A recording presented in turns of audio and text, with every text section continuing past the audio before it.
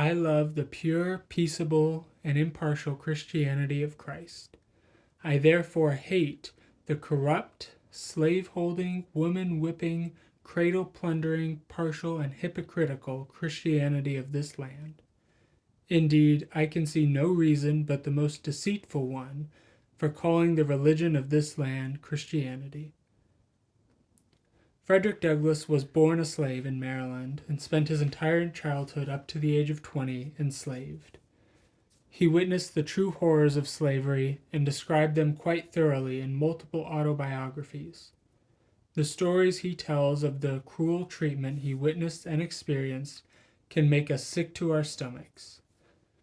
Growing up, Frederick had an unstoppable desire to learn.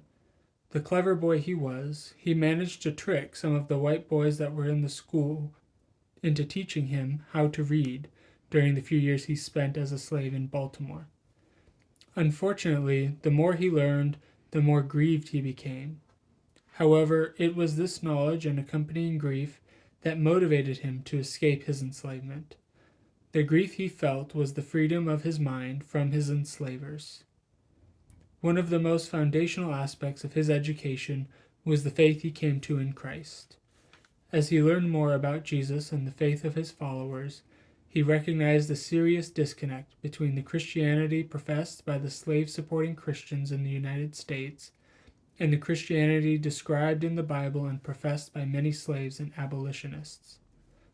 As he began a career in speaking and writing against slavery and racism, he became an outspoken critic of America, not because of a hatred for his country, but for a desire for his country to be better. While spending almost 2 years abroad in Great Britain, a congregation that Frederick had been spending time with was moved from a place of love to send to his former master in Maryland and officially purchase his freedom. They surprised him with the official notice that he was now no longer a runaway slave, always having to look over his shoulder, but a free man.